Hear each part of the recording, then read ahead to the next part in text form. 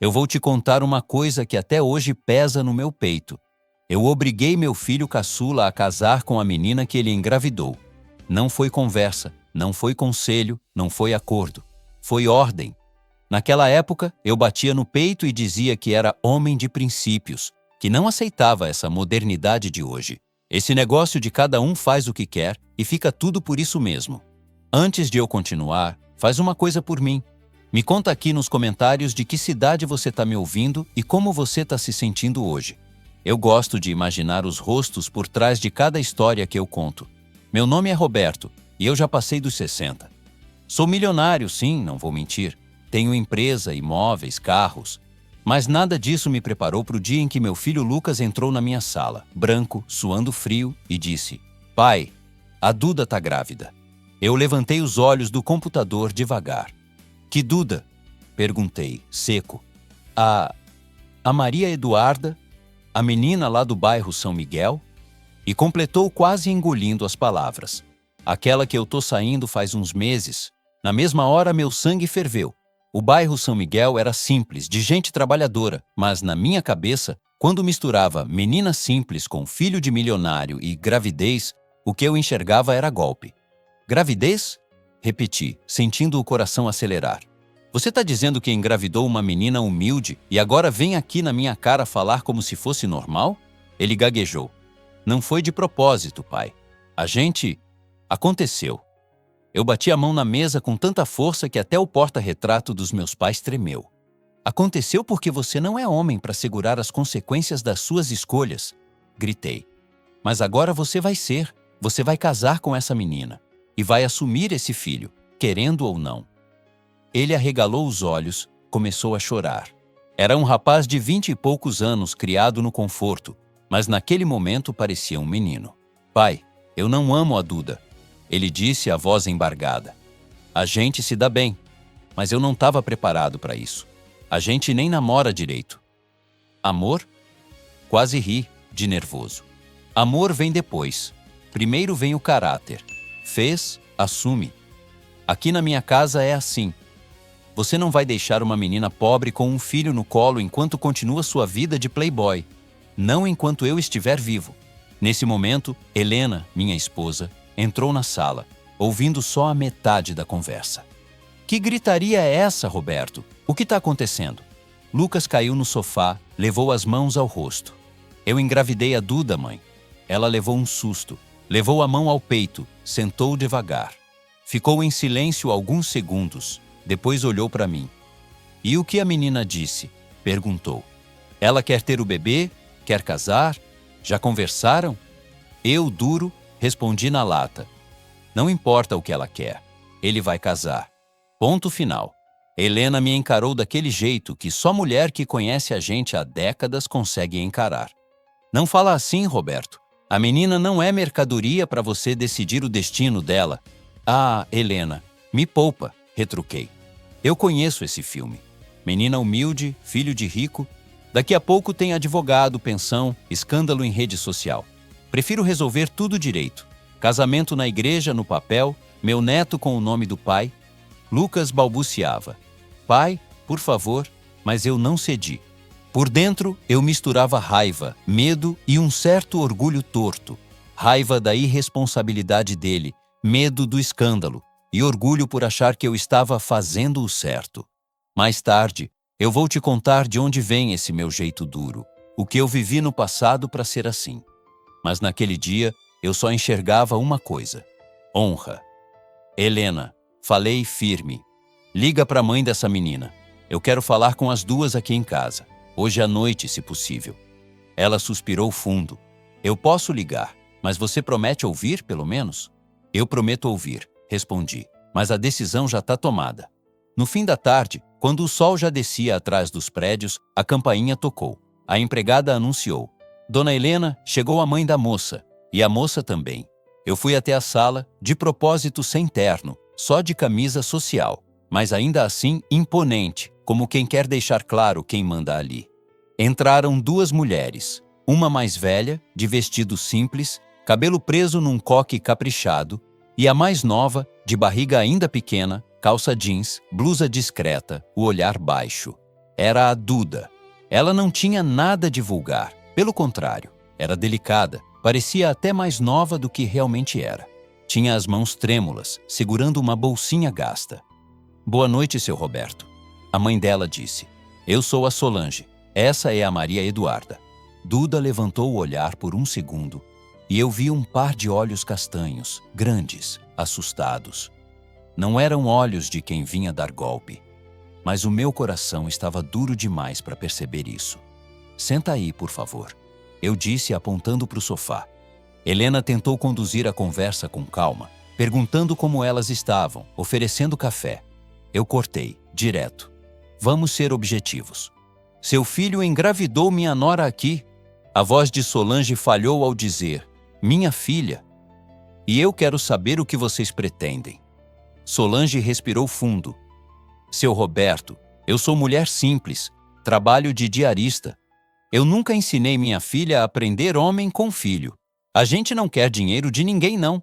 A gente só não quer que ela seja apontada na rua como mãe solteira, como se tivesse feito tudo sozinha. Ela gosta do Lucas, mas a decisão é dos dois." Duda, até então calada, falou pela primeira vez. A voz era doce, mas firme. "Eu não quero que o senhor faça nada por obrigação, seu Roberto. Se ele não quiser ficar com a gente, eu dou um jeito de criar meu filho. Só peço respeito." Aquilo, para qualquer outro homem, talvez amolecesse. Mas eu estava armado até os dentes por dentro. Em vez de ver dignidade, eu vi discurso ensaiado. "Muito bonito," respondi. "Mas aqui não vai ficar filho meu sem dar o nome, não. Já decidi, vai ter casamento. Civil e igreja. Eu faço questão." Lucas, que estava num canto da sala, murmurou. "Pai?" Eu o interrompi com um gesto. "Você fez. Agora vai assumir como homem."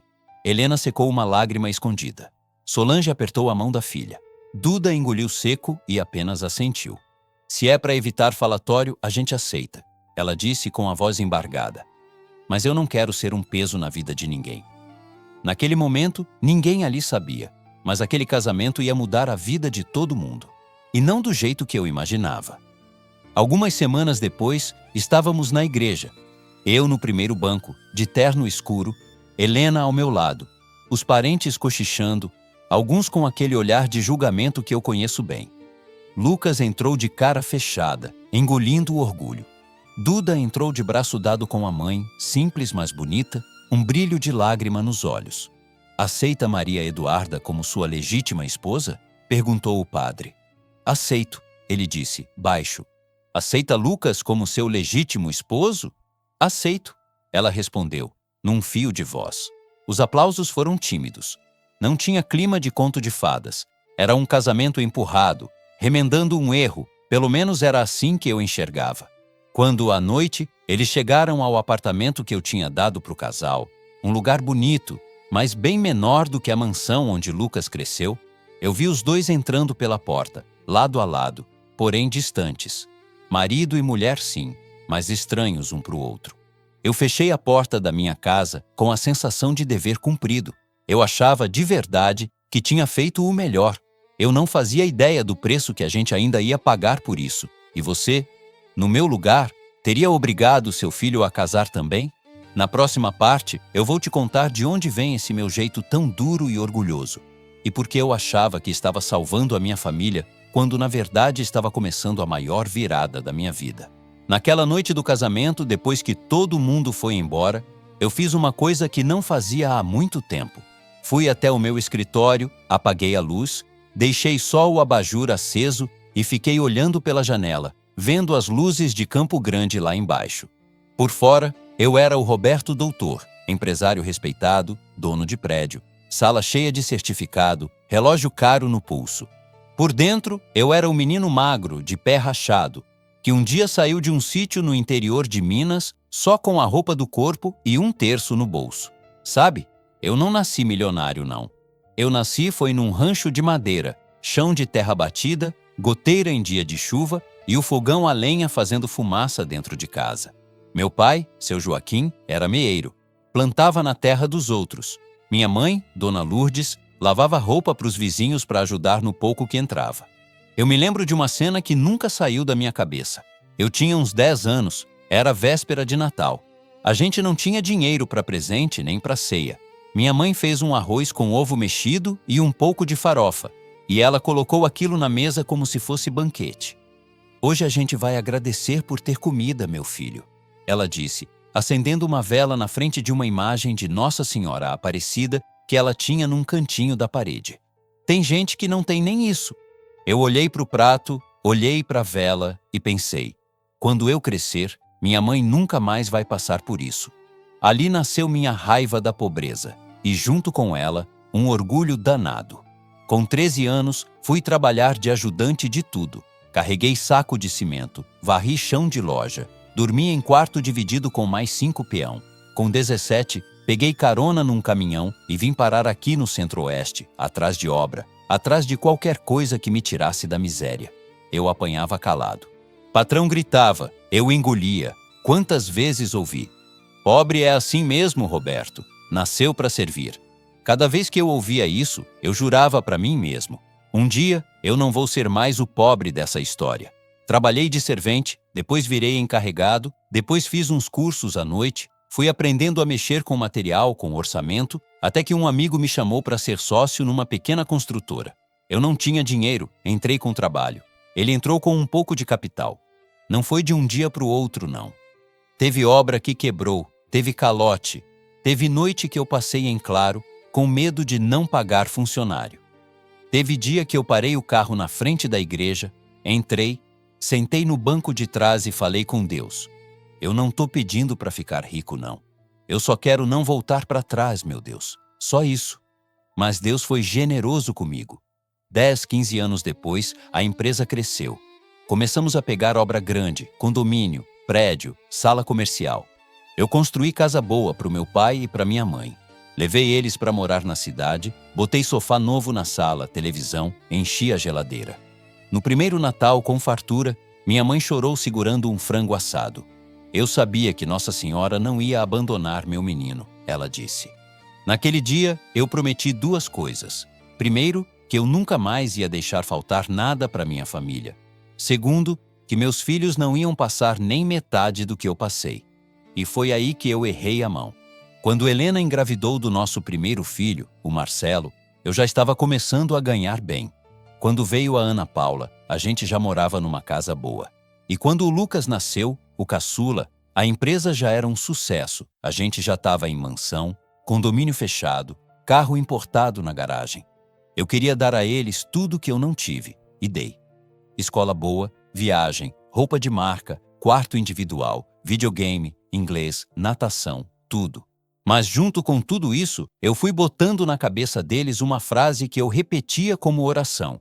Aqui ninguém vai sujar o nosso nome. Ninguém vai envergonhar a nossa família. Eu falava isso lembrando da época em que vizinho rico olhava torto para o meu pai, só porque ele era meeiro. Falava isso lembrando das humilhações, das piadinhas, das vezes em que eu fui tratado como invisível. Marcelo cresceu mais centrado, sempre foi mais responsável. Entrou na empresa comigo, estudou administração, casou, formou família. Ana Paula virou professora, menina séria, carinhosa. Lucas nasceu em outra era. Nos olhos do Lucas, a vida já estava pronta. Ele não viu a poeira da obra, não viu meu pai chegando em casa com o pé rachado, não viu minha mãe de mão enrugada de tanto esfregar roupa dos outros. Ele viu só o resultado. Casa grande, mesa farta, pai que chegava de camisa social e gravata, cheiroso, com chave de carro caro balançando na mão. Eu tentava puxar ele para a realidade. Vai passar 1 mês na obra comigo, eu dizia. Vai aprender a falar com pedreiro, vai ver o que é acordar antes do sol nascer. Ele ia, fazia cara de nojo do pó, tirava selfie de capacete, postava e voltava para a vida dele. A culpa é só dele? Não. Muita culpa é minha. Helena às vezes me alertava. Roberto, a gente mimou demais esse menino. E eu respondia, melhor mimado do que humilhado como eu fui. Só que mimo sem limite vira irresponsabilidade. Quando eu soube que ele tinha engravidado a Duda, toda a minha história veio na cabeça de uma vez. Eu enxerguei o menino mimado repetindo o erro de gente que eu já tinha visto na vida. Homem rico brincando com o sentimento de menina simples e depois virando as costas, deixando ela criar o filho sozinha. A diferença é que, quando eu era pobre, ninguém obrigava filho de rico a assumir nada. Eles sumiam, punham um advogado no meio e pronto. Eu jurei que na minha casa ia ser diferente. Então, quando eu bati na mesa e disse: "Você vai casar com essa menina?", eu não falava só com o Lucas. Eu falava com aquele Roberto menino, sentado na mesa de Natal com arroz e ovo, vendo a mãe acender uma vela e pedir para Nossa Senhora proteger a família. Eu queria ser o justiceiro da minha própria história. Mas Deus tem um jeito curioso de tratar o orgulho da gente. Se essa história já está mexendo com alguma lembrança aí dentro de você, fica comigo, porque o que vem depois muda ainda mais o rumo da minha vida. Na próxima parte, eu vou te contar como foi o começo da vida de casados do Lucas e da Duda. Um casamento frio, sem amor. Mas onde, devagarzinho, alguma coisa começou a nascer entre eles. E me diz, você acha que a forma como a gente foi criado justifica as decisões duras que a gente toma depois? O começo do casamento do Lucas e da Duda não teve nada de conto de fadas. Se eu disser para você que foi bonito, estaria mentindo. Nos primeiros dias, aquilo parecia mais um acordo jurídico do que uma família nascendo.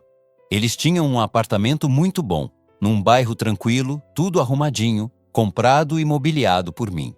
Mas dentro daquela porta, moravam dois estranhos. Eu lembro da primeira vez que fui levar umas coisas lá.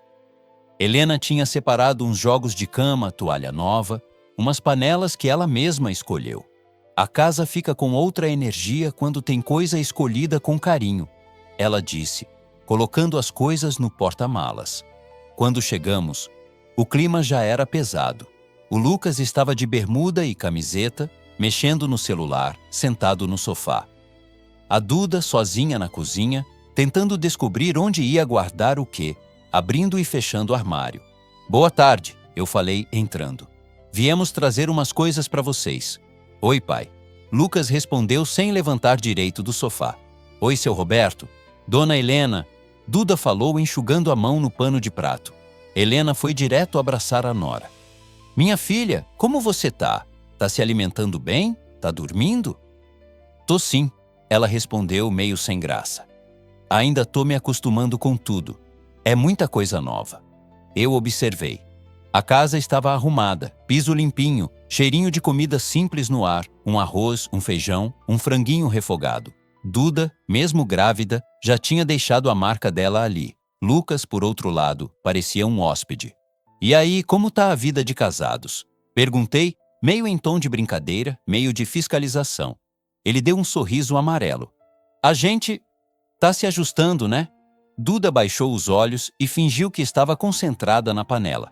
Naquela noite, na hora de ir embora, eu reparei numa coisa. Tinha um cobertor dobrado no braço do sofá. No carro, virei para Helena. "Você viu aquele cobertor no sofá?" "Vi", ela respondeu, olhando pela janela. "Eles não estão dormindo no mesmo quarto." "Também acho que não", ela suspirou. "Mas, Roberto, você queria o quê? Que do dia para a noite virasse paixão?" Eles mal se conheciam direito. Eu, irritado, respondi: "Paixão vem depois. O que não pode é irresponsabilidade." Ela só murmurou: "Às vezes, o que vem depois é justamente o que a gente não controla." Os dias foram passando. Eu ouvia notícias deles por Helena, pela Ana Paula, pelos comentários soltos da família. "A Duda é caprichosa, viu, pai?" Ana Paula me disse um dia. "Ela cozinha bem, deixa tudo arrumadinho?" "Pelo menos isso", eu respondi, seco. "E ela é carinhosa com a mãe no telefone." Helena completou. "Outro dia eu estava lá, ela ligou para Dona Solange, perguntou se tinha almoçado, se estava precisando de alguma coisa. Isso diz muito de uma pessoa." Eu escutava, mas fingia tanto que não me importava que quase convencia a mim mesmo. Só que a verdade é que eu reparava em tudo. Teve uma noite em que o Lucas saiu com os amigos, disse que era só um churrasquinho rápido, e voltou de madrugada, cambaleando. Duda já estava no 3º mês de gravidez, enjoada, cansada. Eu só fiquei sabendo do que aconteceu porque, nesse dia, o próprio Lucas me contou depois, com vergonha, quando veio trabalhar. "Pai, ontem eu exagerei", ele disse, mexendo nos papéis da empresa. Quando é que você não exagera? Retruquei. Eu passei mal. Vomitei todo, cheguei em casa péssimo. E daí? Perguntei sem muita paciência. Ele respirou fundo. E daí que foi a Duda que cuidou de mim. Eu acordei e a casa estava limpa. Ela tinha lavado tudo, trocado minha roupa, fez chá, nem reclamou. Só falou: "Não faz mais isso, Lucas, por favor." Fiquei em silêncio uns segundos. Uma coisa é ouvir que a menina era humilde e trabalhadora. Outra é imaginar a cena. Ela, grávida, com enjoo, limpando o vômito de marido bêbado sem fazer escândalo. "Ué", eu respondi, duro, tentando esconder o impacto. "Ela fez o que uma esposa faz, e você fez o que um menino mimado faz." Ele baixou a cabeça. "Eu sei, mas sei lá, pai. Eu me senti um lixo. Ela merecia outro tipo de noite de casada, sabe? Eu tô começando a me sentir um intruso na própria vida." Aquilo mexeu comigo, mas, de novo, eu calei. Alguns dias depois, numa tarde de sábado, Helena me chamou. "Vamos passar lá no Lucas? Levar umas frutas, ver como a Duda tá?" "Ah, Helena, tô cansado." "Cansado você sempre esteve. Bora, eu já separei tudo." Acabamos indo. Quando chegamos no andar, antes mesmo de tocar a campainha, ouvimos um som baixo vindo de dentro do apartamento. Não era televisão, era voz. Uma voz feminina, cantando. Helena sorriu de lado. "Escuta, é a Duda." Ela cantava uma dessas músicas antigas de igreja, simples, enquanto mexia alguma coisa na cozinha. Tinha um ritmo leve, acolhedor. A campainha tocou. Ela veio abrir, de avental, cabelo preso num rabo de cavalo, uma mecha caindo no rosto, a barriga um pouco mais evidente. "Oi, seu Roberto, dona Helena", disse, surpresa, mas feliz. "Entrem, por favor." "A casa tá simples, mas tá de coração." Não tava simples, não. Tava aconchegante. Sala arrumada, uma toalha bonita na mesa, um vaso com florzinha barata, mas bem colocada. Na cozinha, panela no fogo, cheiro de tempero bom. Lucas apareceu ainda com cara de sono. "Mãe, pai, que surpresa." "Surpresa nada", Helena respondeu. "Viemos ver se esse neto tá sendo bem tratado." Duda riu. Aquela risada era leve. Ela trouxe suco, insistiu pra gente sentar. E eu, pela primeira vez, reparei no jeito como ela olhava pro Lucas. Não era olhar de interesse. Era olhar de quem se importa, mesmo sem saber se é correspondida.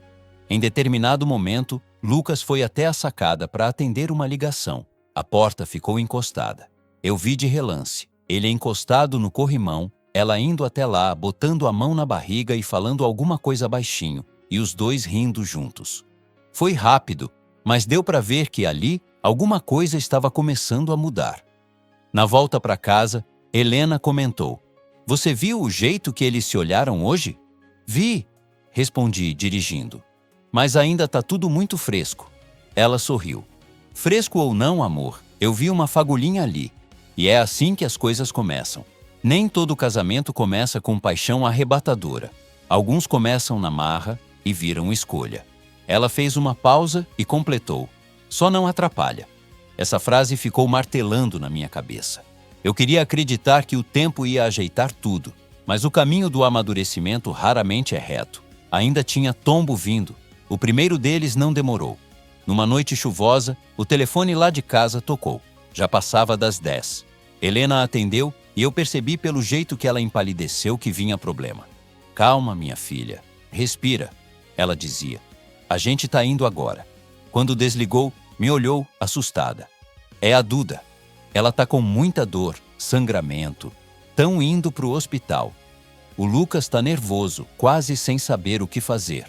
No carro, a caminho do pronto-socorro, com o limpador de para-brisa indo e vindo na frente dos meus olhos, eu pensei em tudo. No casamento forçado, no cobertor no sofá, na Duda limpando o vômito de marido bêbado, na risada dos dois na sacada. E uma pergunta martelava: será que eu não passei do ponto com essa minha rigidez? Eu não sabia, ali, se o meu neto ia sobreviver. Não sabia se o casamento ia aguentar aquele baque. Só sabia que pela primeira vez em muito tempo, eu entrei numa igreja do hospital, ajoelhei e rezei de verdade. Não só por mim, mas por eles. Na próxima parte, eu vou te contar como foram aquelas noites de hospital. E como, no meio do medo e da fé, o amor dos dois começou de fato a tomar forma. E você, me diz, você acredita que amor pode nascer depois do casamento, no meio da dor e da dificuldade? Quando a gente chegou no hospital, a Duda já estava na maca, sendo empurrada pelos corredores. Ela estava pálida, a mão segurando a barriga, o cabelo grudado na testa de suor. Calma, meu amor, calma.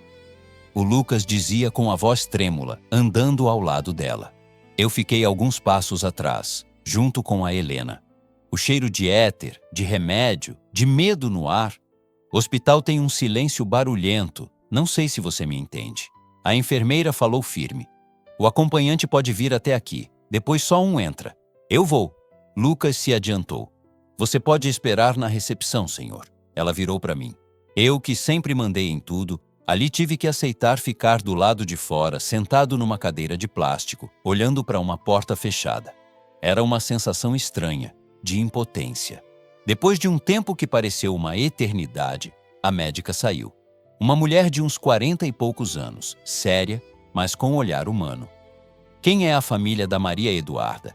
Eu e Helena levantamos juntos. Somos nós, doutora. Eu sou o sogro, essa é a sogra. O marido está lá dentro. Ela respirou fundo antes de falar. Ela teve um sangramento, tá com ameaça de aborto. A gravidez é delicada, mas por enquanto o bebê está com batimentos, tá reagindo.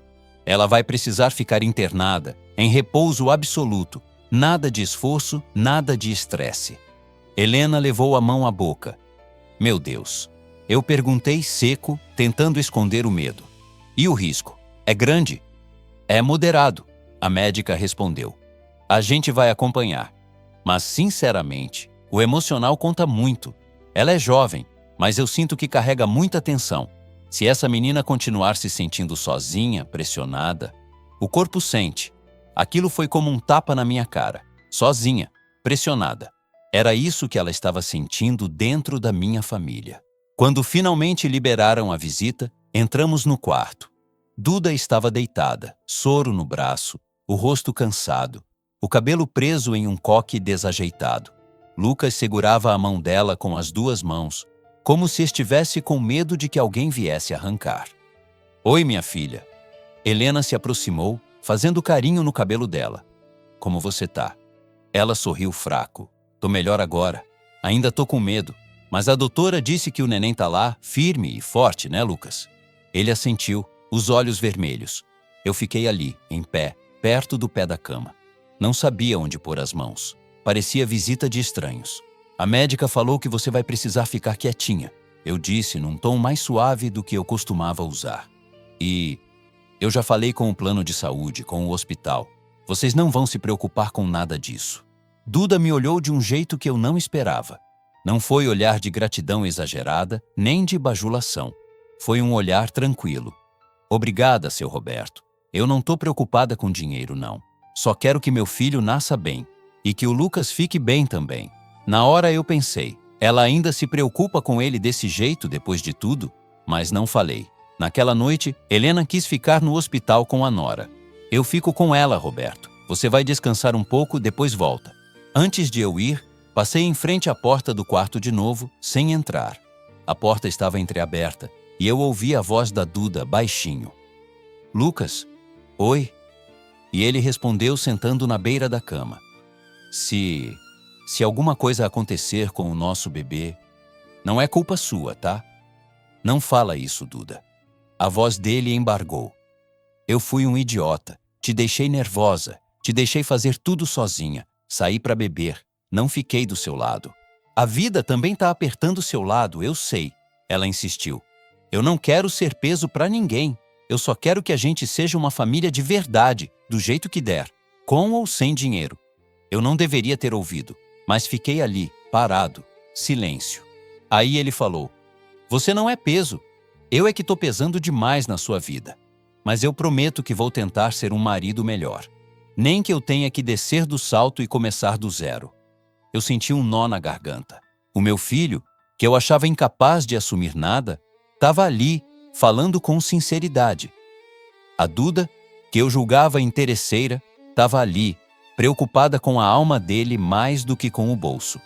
Voltei para casa com a cabeça fervendo. Deitei, mas não consegui dormir. Na madrugada, levantei, fui até o oratório que a Helena fez num canto da sala. Tinha uma imagem de Nossa Senhora Aparecida, uma vela, um terço. Eu peguei o terço, coisa que eu não fazia há anos. Passei as contas entre os dedos, meio sem jeito, como quem reencontra um hábito antigo. Minha mãezinha do céu. Eu falei em voz baixa. Eu sei que eu sou duro. Sei que muito do que eu faço é orgulho. Mas eu tô com medo. Medo de perder esse neto. Medo de ver meu filho desmoronar. Medo de ter errado a mão com essa menina. Se eu tiver passando dos limites, a senhora me mostra um jeito de consertar, porque sozinho eu já vi que eu não tô dando conta. No dia seguinte, acordei cedo e fui para o hospital de novo. Encontrei o Lucas sentado naquelas cadeiras duras do corredor, com a cabeça encostada na parede, o terço da Duda na mão. Você não foi para casa? Perguntei. Não, ele respondeu com olheiras fundas. Dormi aqui mesmo. Eu quis fazer piada, dizer que ele ia ficar duro que nem tábua, mas não saiu. Em vez disso, me sentei ao lado dele. E como ela tá? Dormiu agora. Teve cólica de madrugada, ficou com medo, mas a médica veio. O batimento do bebê tá normal. Ele fez uma pausa. Pai, eu tô com medo de perder os dois. Não vai perder, não. Eu falei, sem certeza nenhuma, mas querendo acreditar. Nem tudo tá na nossa mão, mas o que estiver a gente vai segurar. Entramos no quarto. Duda abriu os olhos devagar, sorriu fraco quando viu o Lucas e a Helena. Bom dia. Bom dia, minha filha. Helena respondeu, ajeitando o travesseiro dela. Trouxe um cafezinho, pãozinho. O médico deixou você comer um pouquinho, né? Deixou sim. Eu me aproximei. Precisa de alguma coisa? Ela pensou um pouco. Se o senhor puder, só pede pro pessoal lá do apartamento desligar a geladeira que eu esqueci. A conta vem alta se ficar ligada à toa. Helena riu. Olha a preocupação dela. Tá entre a vida e a morte e pensando em conta de luz. É que tudo é dinheiro, dona Helena. Duda murmurou. Eu cresci vendo minha mãe contar moeda para pagar conta. Não consigo ver nada desperdiçando. De novo, aquela lembrança da minha mãe, do arroz com ovo, da vela no canto da sala. Era como se a história estivesse se repetindo numa geração diferente. Nos dias seguintes, a rotina foi ficando assim. De manhã, Helena ia para o hospital, ficava com a Duda. À tarde, eu aparecia, resolvia a burocracia, conversava com o médico. À noite, Lucas assumia o plantão, dormindo naquelas cadeiras, lendo coisa de gravidez no celular, segurando a mão dela até ela pegar no sono. Uma noite, cheguei mais tarde e vi uma cena pela fresta da porta que eu nunca vou esquecer. A luz do quarto estava apagada. Só o clarão do corredor entrava. Duda estava deitada de lado, o terço entre os dedos. Lucas, sentado ao lado, tinha a cabeça encostada bem perto da barriga dela. Fala com ele, Lucas. Ela cochichou. Diz para ele que o pai dele tá aqui. Ele riu, com os olhos cheios de lágrima. Oh, meu filho. Ele falou baixinho, fazendo carinho na barriga. Escuta aqui, o seu pai é meio atrapalhado, viu? Mas ele te ama. Mesmo antes de te conhecer. E a sua mãe? A sua mãe é a mulher mais forte que eu já vi. Duda chorou em silêncio. Se você ficar com a gente, eu prometo que vou tentar ser um homem melhor do que eu fui até hoje. Eu não quero que você sinta vergonha do seu pai.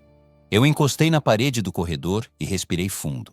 Ali, na frente dos meus olhos, eu vi duas coisas nascendo ao mesmo tempo. Um pai e um amor de verdade entre marido e mulher. Não foi beijo de novela, não foi declaração de filme. Foi na dor, no soro, no medo, mas foi real. Depois daquela semana de hospital, o quadro estabilizou. A médica avisou. Se ela obedecer direitinho o repouso, a gente tem tudo para levar essa gravidez até o fim. Eu, pela primeira vez, senti um alívio de verdade. Mas a vida nunca dá folga completa para ninguém. Enquanto eu respirava por causa da Duda e do bebê, uma outra preocupação começou a bater na minha porta. Um contrato grande da empresa que estava em risco, cliente reclamando, banco ligando demais. Era como se Deus estivesse dizendo, você está aprendendo a ser pai e avô de verdade. Agora vamos ver o que você faz quando mexo também com o seu bolso. Na próxima parte, eu vou te contar do almoço de família que eu resolvi fazer para celebrar a melhora da Duda. E como naquele dia, Algumas humilhações quase estragaram tudo, mas também abriram espaço para um carinho novo entre os dois. E me fala, você já percebeu alguém mudar de verdade depois de passar por uma fase difícil? A dor aí na sua vida já virou mudança alguma vez? A Duda acabou ficando mais alguns dias em observação. Depois, foi liberada para casa com uma recomendação bem clara. Repouso, Dona Maria Eduarda. A médica falou: nada de faxina pesada, nada de estresse. O emocional pesa muito numa gravidez como a sua. Eu ouvi aquilo como se tivesse sido um recado direto para mim também. Nada de estresse. Difícil, né? Helena, toda animada com a melhora, veio com uma ideia. Roberto, vamos fazer um almoço de família lá em casa, só com os mais próximos, para agradecer a Deus pela saúde da Duda e do bebê. Eu resmunguei. Será que precisa disso agora? Ela precisa é de descanso. E você precisa aprender a acolher. Ela respondeu na lata. A menina está entrando na nossa família. Vai ser mãe do seu neto. Um almoço acompanhado de carinho faz mais bem do que mal. Eu sabia que ela tinha razão. Concordei. No domingo, preparei tudo. Mesa posta, carne no forno, salada, arroz, farofa, refrigerante gelado. Convidei meus outros 2 filhos, Marcelo e Ana Paula, com seus cônjuges. Pedi para ninguém levar muita gente, para não virar tumulto. Mas parente, você sabe como é. Sempre aparece um ou outro de arrasto. Duda chegou com o Lucas devagarinho, de vestido soltinho, a mão na barriga. Helena foi logo abraçar. Olha ela, minha nora linda. A cara tá mais corada, graças a Deus. Tô melhor sim, dona Helena, ela respondeu sorrindo. Obrigada por tudo o que a senhora fez lá no hospital. O que eu fiz? Helena riu. Quem fez foi Deus. Eu só fiquei ali segurando sua mão. Eu fiquei observando. Lucas, mais atento, pegando a cadeira para ela, ajudando a sentar, trazendo a almofada. Não era mais o mesmo rapaz desligado de antes. Marcelo chegou depois, com a esposa, Patrícia. Ela sempre foi meio língua solta. Cumprimentou todo mundo, deu 2 beijinhos na Duda. Oi, querida. Tá firme aí, né? Gravidez na marra é fogo, mas depois passa. A frase vinha com veneno escondido. Duda sorriu daquele jeito educado de quem engole sapo desde cedo. Ana Paula, ao contrário, foi doce. Duda, se precisar de ajuda com alguma coisa do enxoval, me fala. Eu adoro essas coisas de bebê. Eu vou aceitar, sim. Duda respondeu emocionada. Não entendo nada disso ainda. Sentamos à mesa. Eu fiz uma pequena oração, coisa que não fazia em todo o almoço, mas naquele dia senti vontade. Senhor, obrigado pela vida, pela família, pela melhora da Duda e pela saúde desse bebê que está chegando. Que a gente saiba ser instrumento de paz e não de peso. Quando eu disse não de peso, senti uma fisgada no peito. Era comigo mesmo que eu estava falando. O almoço começou bem. Conversa vai, conversa vem, risadas, lembrança de infância. Em determinado momento, alguém comentou. E aí, Lucas, já acostumou com a vida de casado? Foi o Marcelo, meio em tom de brincadeira. Lucas respirou fundo. Tô acostumando. Não é como eu imaginei, mas acho que tá sendo melhor do que eu esperava. Duda abaixou o olhar, um sorriso tímido nos lábios. Foi aí que a Patrícia não se conteve. Ah, mas também? Ela falou mexendo na salada. Com um sogro desse, quem é que ia largar o osso, né? Engravidar o filho do Roberto é tipo ganhar na loteria. O silêncio na mesa foi instantâneo. Eu senti o sangue subir. Helena apertou meu joelho por baixo da mesa pedindo calma. Duda travou o garfo no ar. Os olhos encheram de lágrima na hora, mas ela respirou fundo, engoliu. Eu não engravidei o Lucas por interesse, não, dona Patrícia. Ela disse com educação, mas firme. Nem sabia direito que ele tinha tanto dinheiro assim quando a gente começou a sair. E se o seu Roberto não tivesse condição, ele seria um bom avô do mesmo jeito. Pelo menos é o que eu acredito. A Patrícia riu, aquele riso de quem fala, tá bom, sem acreditar. Ah, claro, querida, eu só tô brincando. Não leva pro coração. Foi aí que eu vi um negócio diferente no meu filho. Lucas, que antes deixaria passar, ficou vermelho. Patrícia, chega, ele disse, firme. A Duda não merece esse tipo de comentário. A gente errou junto, ninguém deu golpe em ninguém. E mesmo que meu pai não fosse quem é, eu ia continuar sendo pai desse filho. Ela arregalou os olhos. Nossa, gente, que sensível! Foi só uma piadinha. Marcelo pigarreou tentando mudar de assunto. Vamos falar de outra coisa? E o trabalho, pai? Como anda a empresa? Eu peguei o gancho. A verdade é que a empresa não andava tão bem assim.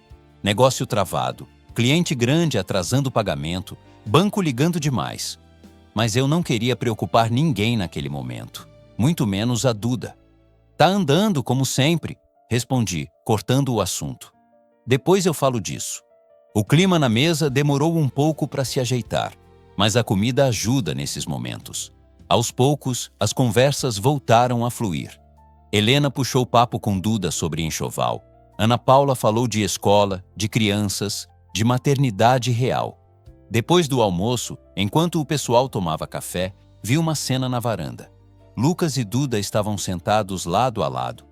Ele com o braço apoiado no encosto da cadeira dela, o vento mexendo no cabelo dela. Me desculpa pela minha família, ele disse olhando para o chão. Às vezes o povo esquece a hora de calar a boca. Não são todos, não, ela respondeu. Sua mãe, sua irmã, até o seu irmão foi educado. É só que tem gente que acha que pobre não tem sentimento, né? Só que eu cresci sabendo engolir algumas coisas. Ele ficou quieto um pouco, depois falou. Se você quiser ir embora um dia, se cansar disso tudo, eu vou entender. Ela virou o rosto para ele, surpresa. Você quer que eu vá embora, Lucas? Não. Ele respondeu rápido demais. Não é isso. É que às vezes eu sinto que te joguei num mundo que só te machuca. Duda colocou a mão sobre a dele.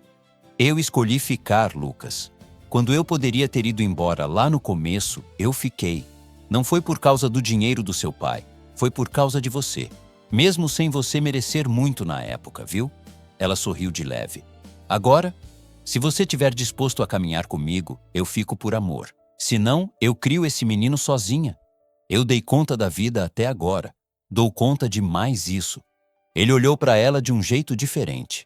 Não era mais olhar de culpa ou obrigação. Era admiração. Eu observei de longe, sem eles saberem, e pensei, esse menino está começando a entender o que é ter uma mulher de verdade ao lado. Mais tarde, quando todo mundo foi embora, Helena veio sentar comigo na sala. Eu vi o jeito que você olhou para Patrícia hoje, ela disse. Se eu não tivesse respeito, eu tinha colocado aquela mulher para fora da minha casa, respondi. E eu vi o jeito que você olhou para Duda também. E o que você viu? Perguntei. Vi que está começando a enxergar quem ela é de verdade. Fiquei em silêncio. Ela continuou. Roberto, o nosso filho está mudando. Você percebeu? Percebi. E essa menina é parte disso. Não joga contra, não. Ajuda. Eu respirei fundo. Aceitar que eu estava errado sempre foi difícil para mim. Mas eu estava começando a admitir, pelo menos para mim mesmo, que tinha julgado a Duda com dureza demais. Mas enquanto eu via meu filho amadurecer, minha empresa começava a balançar mais forte. Na segunda-feira, logo cedo, meu telefone tocou. Era um dos nossos maiores clientes. Seu Roberto, a situação apertou aqui. Vamos ter que segurar aquele pagamento e talvez rever o contrato. Na mesma semana, o gerente do banco pediu para conversar com urgência. Fui até lá.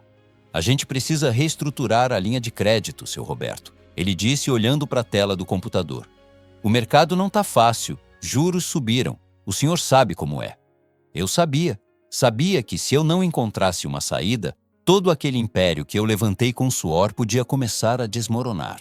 Foi nessa época, entre uma preocupação e outra, que ouvi pela primeira vez, na boca de um amigo empresário, um nome que ia virar chave na minha vida. Tem um cara forte lá no Pantanal, o tal do Antônio Carvalho. Rei do gado, dono de fazenda para tudo quanto é lado. Estão dizendo que ele está querendo investir na cidade. Talvez seja uma saída para você. Eu nem imaginava, ali, enquanto anotava o nome Antônio Carvalho no meu caderninho, que esse homem já tinha ligação direta com a minha família. Na próxima parte, eu vou te contar como a crise foi apertando, como esse tal Rei do Gado do Pantanal entrou no meu radar e como um simples sobrenome ia deixar a Duda pálida na mesa do jantar. E me conta, você já passou por fase em que, ao mesmo tempo que a família parecia ajeitar, o dinheiro começou a bagunçar tudo? Como foi para você equilibrar coração e bolso? Eu sempre achei que aguentava qualquer porrada da vida. Pensei que depois de sair da roça, passar fome, dormir em alojamento de obra e enfrentar humilhação de patrão rico, nada mais ia me derrubar. Mas eu confesso para você, quando a coisa começou a apertar para o lado da empresa, eu senti medo de um jeito que há muito tempo eu não sentia. Lembra daquele nome que eu anotei no caderninho? Antônio Carvalho, rei do gado no Pantanal.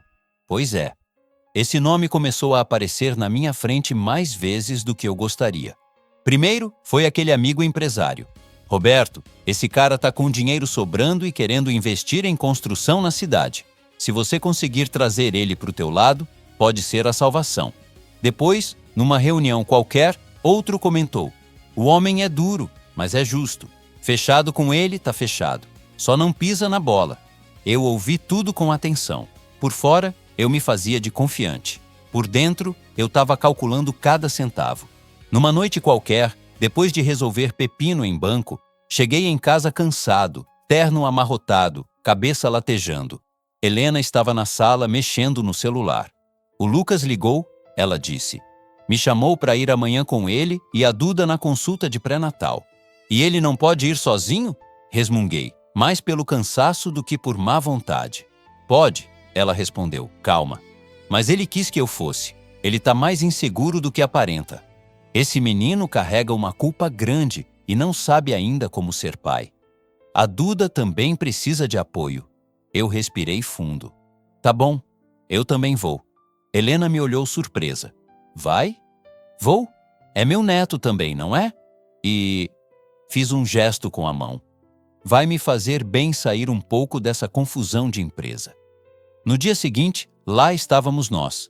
Eu, Helena, Lucas e Duda, sentados no banco duro do consultório, como qualquer família brasileira esperando consulta do SUS ou de plano barato. Ali, nem meu terno, nem meu relógio caro, nem nada fazia diferença. Era todo mundo igual, gente com medo, esperança e ficha na mão. Duda segurava o exame, acariciando o papel como se fosse frágil. Eu ainda fico nervosa toda vez que venho aqui, ela disse. Parece que o coração só sossega quando escuta o batimento dele. Lucas segurou a mão dela. Se depender do barulho que esse menino faz chutando tua barriga de madrugada, ele tá firme demais, ele brincou. Eu sorri de canto. Ele estava diferente mesmo. Entramos na sala. A médica, a mesma do hospital, já conhecia a história. Vamos ver esse bebê lindo? Ela disse, preparando o aparelho. Duda deitou, levantou a blusa até a barriga, aquele gel frio espalhado pelo aparelho, e de repente o som encheu o consultório. Tum, tum, tum, tum, forte, rápido. Helena levou a mão ao rosto, chorando na hora. É o coraçãozinho dele, Roberto. Escuta. Eu engoli seco. Aquele som parecia martelar direto no meu peito. Lucas se curvava para olhar, os olhos brilhando. Oi, meu filho, murmurou tímido. O pai tá aqui, viu? Duda olhou para ele com um carinho que não dá para explicar em palavra. Não era mais só a mãe do filho dele. Era a mulher que ele estava aprendendo a amar. Na saída, ficamos no estacionamento um pouco conversando. A médica falou que se tudo continuar assim, o bebê nasce perto do Natal. Duda disse sorrindo. Eu acho tão simbólico. Natal é tempo de recomeço. Helena respondeu. Jesus veio pobre, em estrebaria, para mostrar para o mundo que riqueza mesmo não é o que a gente acha que é. Ela falou, olhou de lado para mim e eu entendi o recado. E os negócios, pai? Lucas perguntou enquanto me ajudava a colocar uma pasta no carro. Você parece preocupado esses dias. Eu pensei em mentir, dizer que estava tudo ótimo, mas não saía. Não tá fácil não, filho, respondi sincero. O país inteiro tá oscilando, banco apertando, cliente segurando o pagamento. Tô olhando umas alternativas. Talvez eu precise de um sócio forte. Forte tipo quem? Ele perguntou. Tem um pecuarista lá do Pantanal, o tal do Antônio Carvalho. Estão me dizendo que ele está procurando parceria na construção. Tô vendo isso ainda. Eu falei esse nome como quem fala de um estranho. Não fazia ideia do impacto que aquilo ia causar. Naquela noite reunimos a família para um jantar simples lá em casa. Nada de festa, só um macarrão com molho, salada, suco. Eu gosto desses momentos mais tranquilos. Estávamos à mesa conversando quando o assunto crise voltou. Marcelo, sempre mais ligado nos números, perguntou: Pai, e aí? Já pensou em chamar alguém de fora para injetar dinheiro na empresa? Tô estudando, respondi. Tem esse tal de Antônio Carvalho, do Pantanal. Vocês já devem ter ouvido falar. Rei do gado, cheia de fazenda. Antes de eu terminar a frase, senti um negócio estranho. Foi como se o ar tivesse mudado no ambiente. Duda largou o garfo, que caiu no prato fazendo barulho. O rosto dela ficou branco de uma hora para outra. Lucas virou rápido para olhar para ela. Duda, tá tudo bem? Ela respirou fundo, levou a mão à barriga. Tô bem, disse, claramente não estando. Só me deu uma tontura de repente. Helena se levantou na hora. Vem, minha filha, vamos ali pro sofá. Às vezes é pressão. Ana Paula trouxe água. Eu fiquei parado. Aquilo não era só tontura, eu conheço. Era susto. Lucas se sentou ao lado dela, no sofá, preocupado. Fala comigo, Duda. O que foi? Foi o que o médico falou? É algum mal-estar? Ela balançou a cabeça, tentando recompor. Não. É que... Que horas são mesmo? Eu...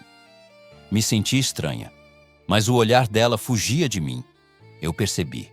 Naquele momento, mesmo sem entender direito, eu soube que não tinha sido só a comida ou a pressão. Tinha alguma coisa naquele nome. Antônio Carvalho. Anotei aquilo mentalmente e fiquei calado. Não era hora de pressionar.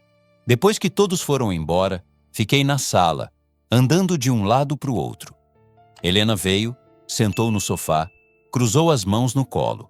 Você também percebeu, né? Ela perguntou. Percebi. O que você vai fazer? Por enquanto, nada. Respondi. Às vezes é só coincidência. Ela riu de lado. Você era o homem que vivia dizendo que não existe coincidência, existe consequência. Esqueceu? Ela tinha razão, de novo, mas eu sou teimoso. Nos dias que se seguiram, enquanto eu corria atrás de reunião com banco, projeção, planilha, orçamento, aquele nome não saía da minha cabeça. Antônio Carvalho, Pantanal, Rei do Gado. E a reação da Duda.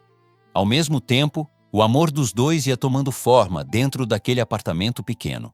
Uma tarde, precisei passar lá para deixar uns documentos para o Lucas assinar.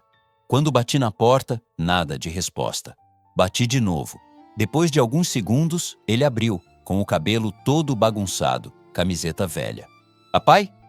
Desculpa, tava lá dentro. Entra. Não, é rápido. Só trouxe esses papéis. Entra um pouco. Ele insistiu. A Duda tá descansando, mas vai gostar de ver o senhor. Entrei. A sala estava com brinquedinhos de bebê espalhados, mesmo o neném ainda nem tendo nascido. Chupeta de presente, mordedor, um macacãozinho pendurado numa cadeira. E isso tudo? Perguntei. Ele sorriu. As tias da Duda fizeram um chá de fralda surpresa lá no bairro dela. Foi simples, mas cheio de carinho. Ela voltou tão feliz. O senhor precisava ver. Ele apontou para o quarto. Olha ali. A porta estava meio aberta. Duda dormia de lado, abraçada numa almofada de amamentação, a mão na barriga. Tinha um terço enrolado no pulso. No criado mudo, uma imagem pequena de Nossa Senhora e um bilhete escrito à mão. Obrigada, meu Deus, pelo milagre de cada dia. Aquilo mexeu comigo de novo. Eu vi minha mãe naquela cena. Vi o terço dela, a fé silenciosa, a luta diária. Pai, Lucas chamou, baixando a voz. Eu queria te pedir uma coisa. Fala. Eu sei que eu errei muito. Sei que te dei motivo para ficar decepcionado. Mas tenta ver a Duda com os olhos que o senhor usava antes, quando era pobre, sem esse monte de desconfiança. Ela não é o que você pensa. Ela está me ensinando a ser homem. Eu fiquei quieto. Ele continuou. Às vezes eu acho que você esqueceu quem você era. E é por isso que você olha para ela e só enxerga o lado pobre, não a força. Aquilo doeu. Sabe quando alguém acerta justamente na ferida que você tenta esconder até de você mesmo? Saí de lá com duas certezas. Primeiro, que meu filho estava amadurecendo de verdade. Segundo, que tinha um passado da Duda que eu ainda não conhecia e que talvez tivesse ligação com aquele homem do Pantanal. Alguns dias depois, meu amigo empresário ligou. Roberto, Falei com um conhecido e parece que o Antônio Carvalho tá mesmo vindo para a cidade na semana que vem. Vai ficar num hotel de luxo aqui. Se você quiser, posso tentar agendar um encontro. Meu coração bateu diferente. Agenda, eu respondi. Se tem uma chance de salvar minha empresa, eu preciso pegar. Desliguei o telefone e pela primeira vez pensei em voz alta. Quem é você, Antônio Carvalho? E por que o nome desse homem mexeu tanto com a minha nora? Na próxima parte, eu vou te contar o que aconteceu quando esse tal Rei do Gado entrou definitivamente na nossa história. E como uma simples foto em cima de uma mesa, lá no Pantanal, virou o estopim da descoberta que mudou tudo. E você, me diz, você já sentiu que o passado de alguém que você ama escondia uma peça importante do quebra-cabeça? O que você faria? Perguntaria na lata ou esperaria a hora certa da verdade aparecer? Meu amigo foi rápido. 2 dias depois daquela ligação, ele me mandou mensagem. Falei com o pessoal do Antônio Carvalho. Ele não gosta muito de vir para a capital. Diz que prefere receber gente no terreno dele. Se você quiser conversar sério, vai ter que ir até a fazenda, lá no Pantanal. Eu li aquilo e senti uma mistura de desafio e esperança. Pantanal eu conhecia só de reportagem de TV, de foto em calendário de banco, boi, cavalo, pôr do sol bonito. Nunca tinha pisado lá. Mas naquela altura, se dissessem que a salvação da empresa estava no meio de um brejo, eu ia. Naquela noite, sentei na ponta da cama e contei para Helena. Vou ter que viajar para o Pantanal semana que vem. Vou conhecer esse Antônio Carvalho pessoalmente. Se esse homem topar investir, a gente respira por uns bons anos. Ela fechou o livro que estava lendo e me olhou por cima dos óculos. E a Duda? O que tem a Duda? Roberto, você viu o jeito que ela ficou quando ouviu esse nome na mesa? Você não acha que tem alguma coisa aí? Eu dei de ombros. Helena, se for mexer com cada reação estranha de grávida, eu não saio de casa. Hormônio bagunça tudo. Ela não gostou da resposta. Às vezes não é hormônio, às vezes é ferida. E ferida tem nome e sobrenome. Ela virou para o lado e apagou a luz, me deixando sozinho com o barulho do ventilador e da minha consciência. No dia seguinte, chamei o Lucas na empresa. Preciso viajar semana que vem. Vou ficar 2 dias fora. Você aguenta segurar pelo menos o básico aqui? Ele ajeitou a cadeira, um pouco inseguro. Eu não entendo tanto quanto o Marcelo, pai. Não tô pedindo para tocar tudo. Só para acompanhar obra, ver se ninguém para o serviço, resolver pepino pequeno. O resto eu organizo antes de ir. Ele respirou fundo. Eu posso tentar. E não esquece da Duda. Ela ainda precisa de você por perto. Ele deu um meio sorriso. Isso aí eu tô aprendendo direitinho. À noite, fizemos um jantar mais simples lá em casa. Eu, Helena, Lucas e Duda. Ana Paula tinha compromisso, Marcelo estava viajando. Achei até bom, menos gente, menos língua afiada. Enquanto eu mexia no macarrão na panela, ouvi a voz da Duda na sala, rindo de alguma coisa que o Lucas dizia. Já não era aquele riso tímido de antes. Tinha intimidade ali. Sentamos à mesa. Comida simples, macarrão, molho de tomate bem feitinho, queijo ralado, salada. Helena sempre diz que não é o prato que faz o momento, é a companhia. No meio do jantar eu soltei. Semana que vem vou ter que viajar, vou pro Pantanal. Duda travou o garfo de novo e ficou branca. Lucas segurou o copo no ar. Pantanal? Ela perguntou, a voz um pouco mais fina. É, vou conhecer pessoalmente o tal Antônio Carvalho. Parece que o homem gosta de conversar olhando no olho, na terra dele. Ela respirou fundo, apertou o guardanapo. Ah, entendi. Você tá bem, minha filha? Helena perguntou já atenta. Tô sim. Ela forçou um sorriso. Só me lembrei de umas coisas do passado. Silêncio. Você conhece a região? Perguntei, tentando parecer casual, mas curioso. Ela ficou encarando o prato por alguns segundos, como se estivesse decidindo até onde ia. Já morei por lá quando era pequena. Disse devagar. Minha mãe trabalhou numa fazenda por uns tempos, depois a gente veio para cá. A resposta veio seca, cortada no meio. Eu quis perguntar mais, mas Helena me fuzilou com o olhar. Agora não. Eu engoli as perguntas. Depois do jantar, eles foram embora. Helena recolhia os pratos quando falou. Viu? Eu sabia. Sabia o quê? Que esse nome mexia com ela por algum motivo. Mas se ela não abriu ainda, é porque dói.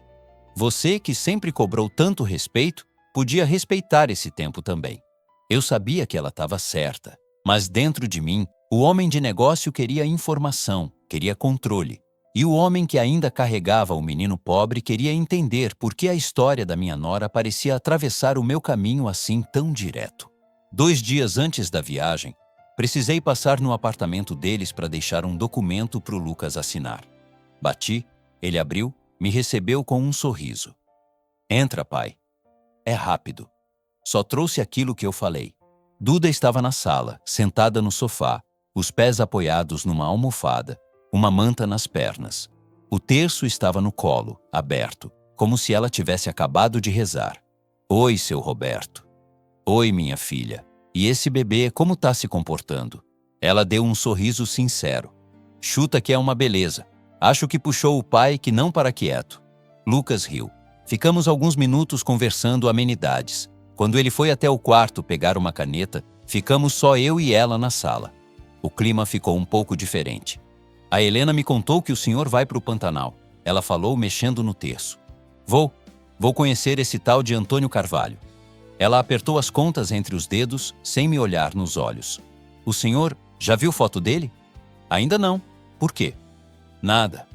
Ela respondeu rápido demais.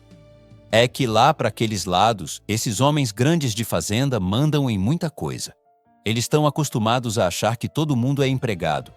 O senhor é firme, mas é justo. Não deixa ninguém te tratar como se fosse menos do que é. Aquilo soou estranho vindo dela. Quando o Lucas voltou, o assunto morreu.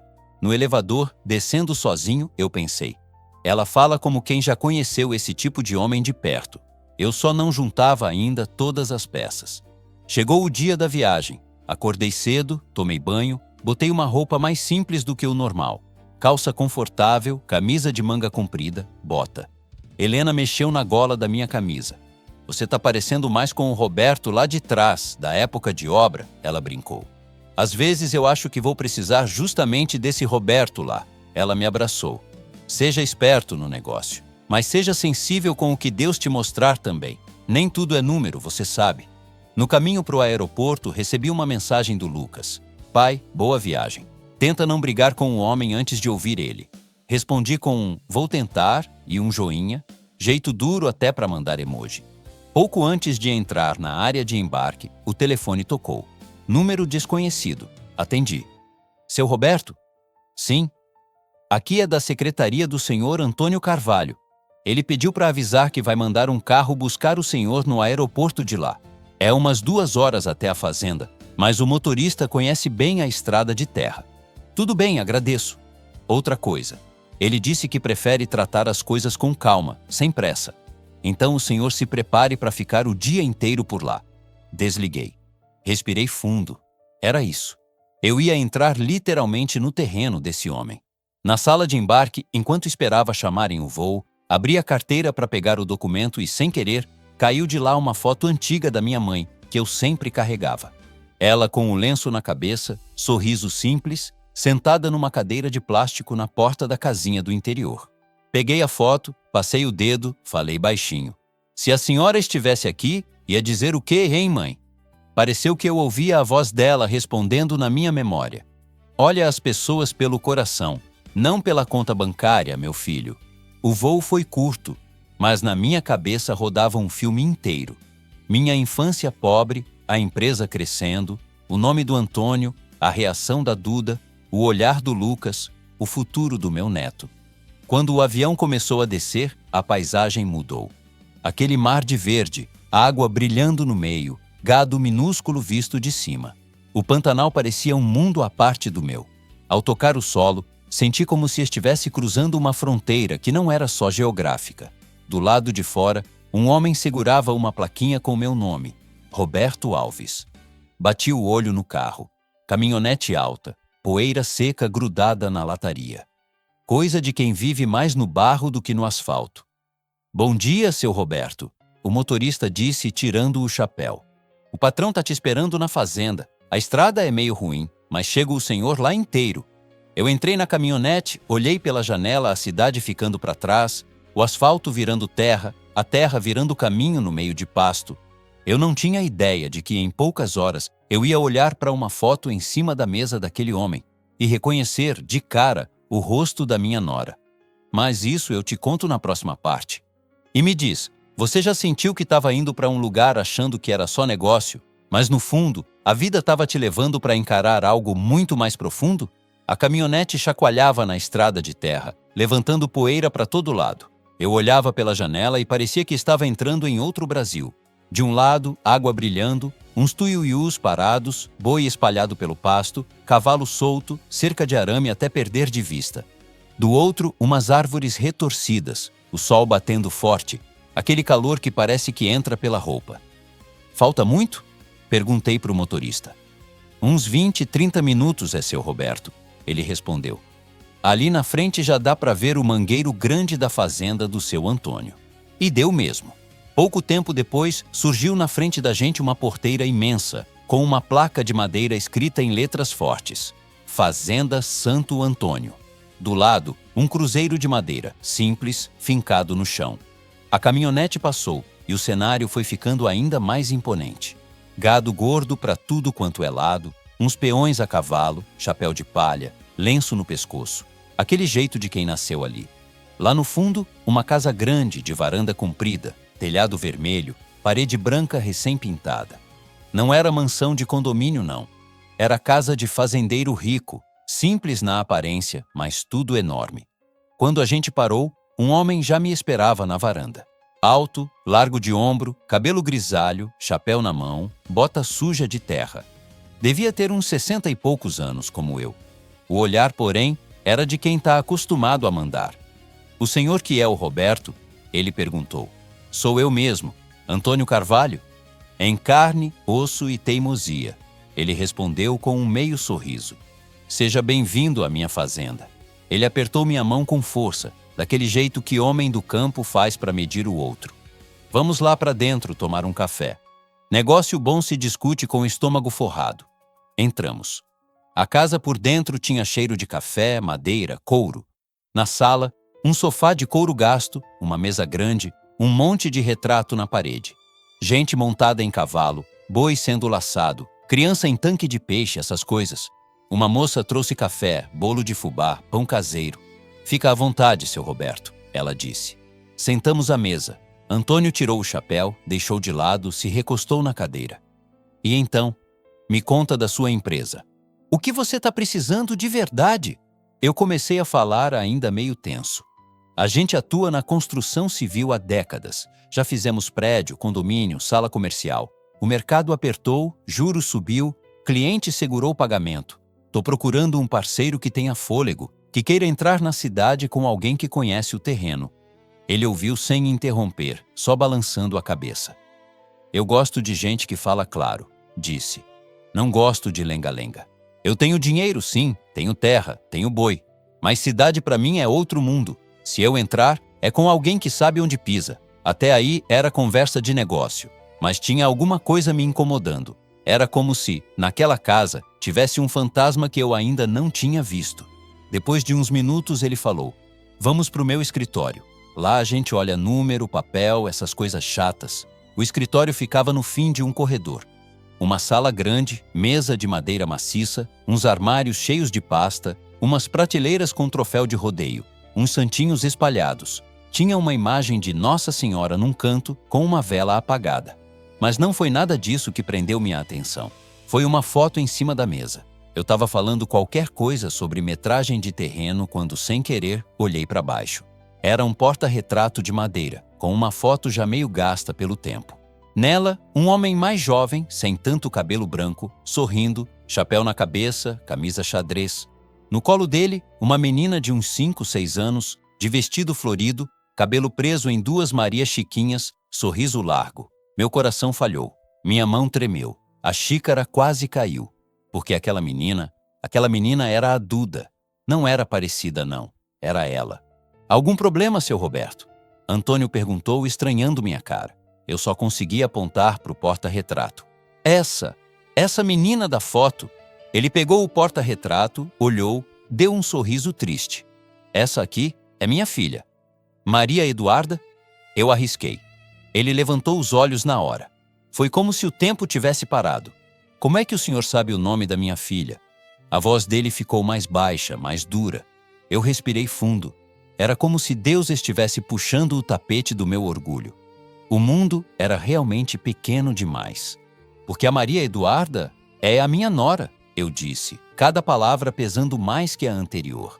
É a mãe do meu neto. E é a moça que eu achei que era uma menina humilde tentando dar golpe no meu filho. O silêncio que se fez naquela sala foi pesado.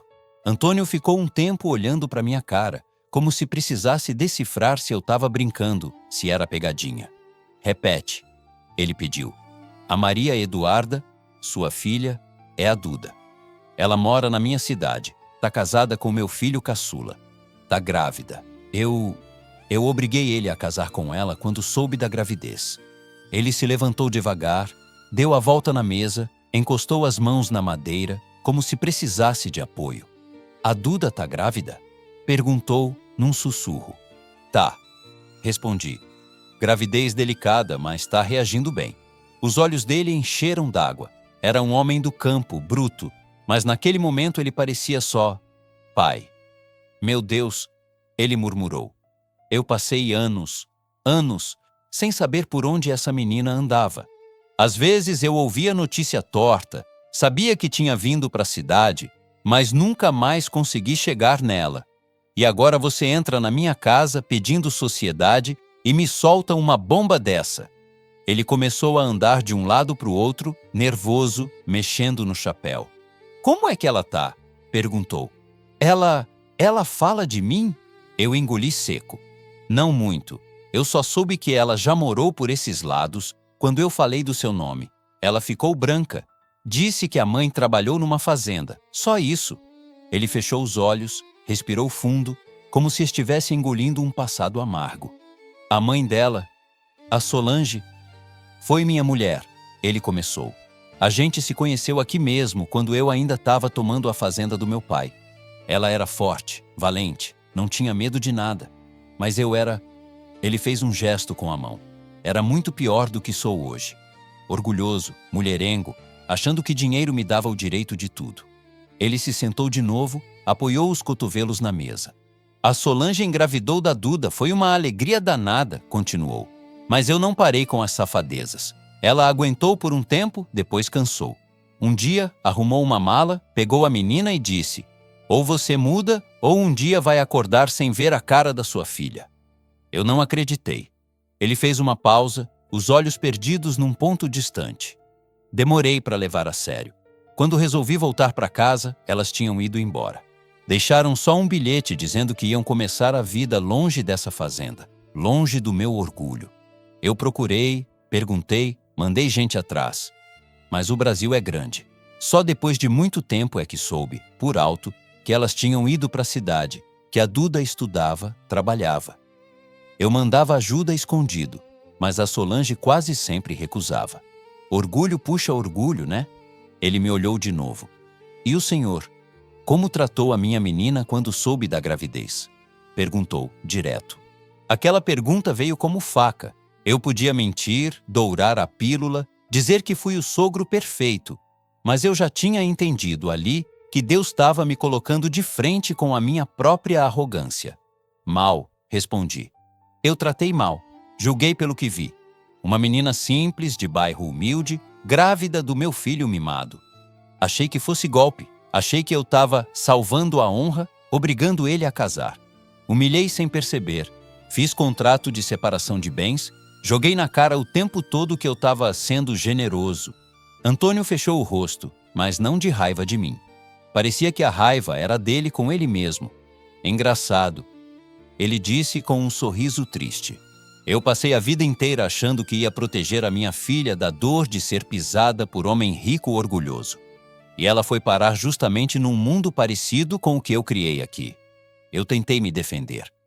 O meu filho, ele está mudando.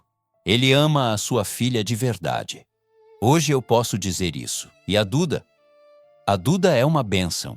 Fiel, trabalhadora, de fé. Muito melhor do que eu merecia como nora. Ele ficou quieto uns segundos, depois falou. Eu não fui pai para Duda como devia. Eu errei muito. Mas se tem uma coisa que eu sempre sou é direto. Eu quero ver minha filha. Eu entendo, respondi. Mas ela, eu sei. Ele me cortou. Eu sei que ela tem mágoa. Sei que pode me odiar. Pode não querer nem olhar na minha cara. Só que agora a vida tá me dando uma oportunidade que eu achei que nunca ia ter. Saber que ela tá viva, que tá bem, que vai ser mãe. Eu não vou virar as costas para isso. Ele respirou fundo. A gente fala de negócio depois. Por enquanto tem coisa mais importante. Você vai me ajudar a chegar nela, ou eu vou ter que aparecer de surpresa na sua casa. Eu pensei na Duda, deitada na cama, com o terço enrolado no pulso. Pensei na Solange, que eu só conhecia por foto de celular. Pensei no meu neto, que ia nascer no meio de duas famílias cheias de história mal resolvida. Eu vou te ajudar, respondi. Mas vai ter que ser com jeito. Essa menina carregou muita coisa sozinha. Se o senhor chegar como um furacão, pode machucar mais ainda. Ele assentiu. Pela primeira vez, acho que a gente está falando a mesma língua, disse. Orgulho demais já estragou história demais nessa vida. Ainda ficamos um tempo ali, em silêncio. Os papéis de contrato espalhados na mesa tinham perdido a importância. Em cima de tudo, a foto da menina de Maria Chiquinha parecia olhar para nós dois, cobrando acerto de contas. Naquele momento, eu entendi uma coisa que nunca tinha enxergado com tanta clareza. Eu, que me achava homem de princípios, estava tão ou mais encharcado de orgulho quanto aquele fazendeiro na minha frente. Deus tinha juntado a minha família com a dele não por acaso. Era quase como se ele tivesse dito: vocês não aprenderam pelo amor. Então, vão aprender pela coincidência. Na próxima parte, eu vou te contar como foi voltar para casa carregando essa bomba no peito, tentar olhar para Duda, sabendo que ela é filha desse homem, e preparar o terreno para um encontro que podia tanto curar quanto abrir feridas. E você? Me diz com sinceridade.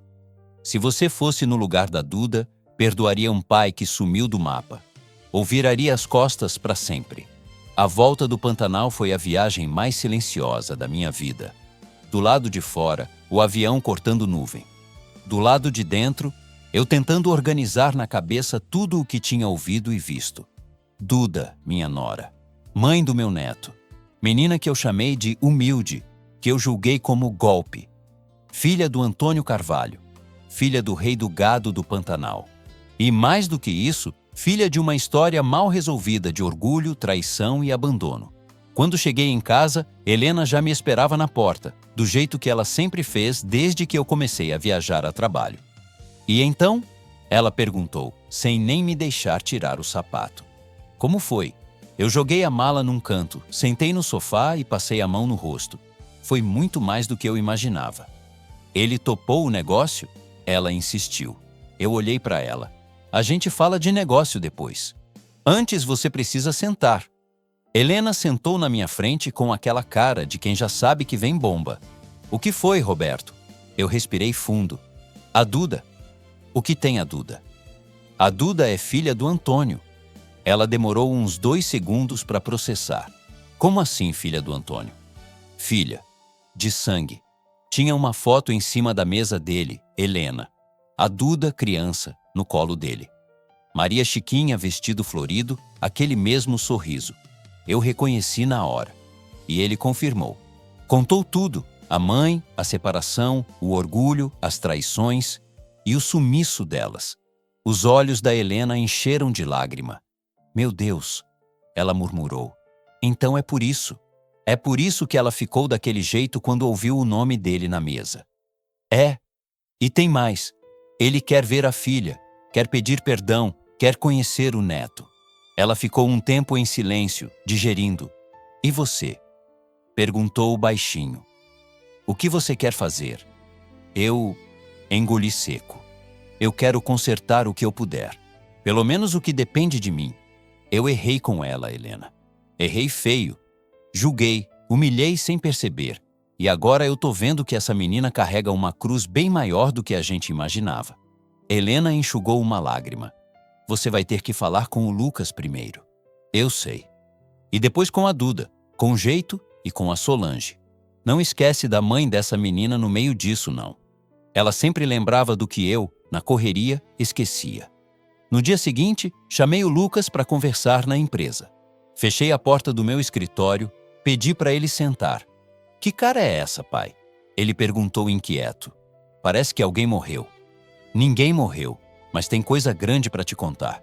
Fiquei de pé, andando de um lado para o outro, tentando achar as palavras certas. Lembra do Antônio Carvalho, o fazendeiro do Pantanal? Lembro, era com ele que você ia falar, não era? Era. Eu fui.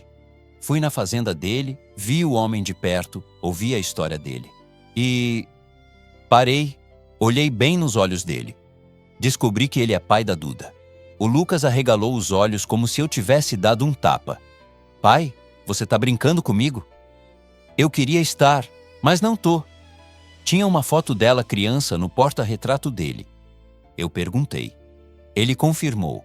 Contou que a mãe dela foi embora com a menina, que eles nunca mais se acertaram, que ele mandava ajuda de longe, mas o orgulho dos dois nunca deixou voltar. O Lucas levou as mãos à cabeça, foi até a janela, respirou fundo. Meu Deus, ele repetia. Isso explica tanta coisa. Virou para mim com os olhos marejados.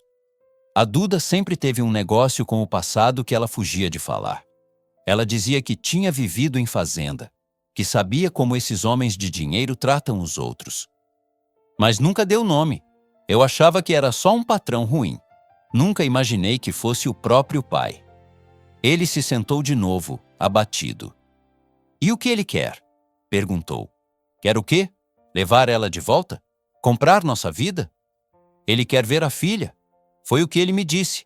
Quer pedir perdão? Quer pelo menos olhar no rosto dela e dizer que sabe que errou. Mas ele também sabe que não tem direito de exigir nada. Lucas ficou quieto por alguns segundos. Pai, a gente tem que contar isso para ela. Ele disse firme. Mas não pode ser de qualquer jeito. A Duda é forte, mas essa ferida é antiga. Eu não vou deixar ninguém chegar arrombando a porta do coração dela. Nem pai, nem ninguém. Eu senti orgulho daquele menino ali. Ele não era mais o caçula mimado, fugindo de responsabilidade. Era um homem disposto a proteger a mulher que ama. Eu pensei em chamar ela e a dona Solange lá em casa, falei. Eu e a Helena contamos o que descobrimos. Depois, se elas aceitarem, a gente marca para ele vir, sem aparecer de surpresa. Lucas concordou. Eu vou ficar do lado dela, seja qual for a decisão. Se ela quiser ver o pai, eu tô junto. Se ela disser que não quer, a gente respeita. Naquela mesma tarde, liguei para Solange. Dona Solange, aqui é o Roberto. Oi, seu Roberto. Ela respondeu desconfiada. Aconteceu alguma coisa com a Duda? Ela tá bem? Ela tá bem sim, mas eu precisava muito conversar com a senhora e com ela. Com as duas juntas. É coisa séria, mas não é desgraça. A senhora pode ir lá em casa amanhã à tarde? Silêncio do outro lado. Posso. Mas o senhor tá me deixando preocupada. Eu sei. Mas tem coisa que a gente só consegue dizer olhando no olho. No dia seguinte, a sala da minha casa parecia cenário de acerto de contas. Eu, Helena, Lucas sentados ali, com o coração na boca. Duda chegou com a mãe, as duas de roupas simples, mas arrumadas. Duda já com a barriga bem evidente, mão apoiada embaixo como quem segura o mundo. O que está acontecendo, seu Roberto? Solange foi direta. O Lucas me disse que era importante, mas não explicou. Duda sentou no sofá, apertando o terço entre os dedos. Eu comecei, sentindo a voz falhar. Preciso pedir desculpas para vocês duas desde já. Eu errei muito com a Duda. Julguei, falei coisas sem pensar. E agora eu descobri uma coisa que muda muita coisa. Ela me olhou assustada. O senhor está me deixando com medo, seu Roberto. Helena colocou a mão sobre a dela. Calma, minha filha. Não é nada com o bebê, fica tranquila. É uma coisa do passado.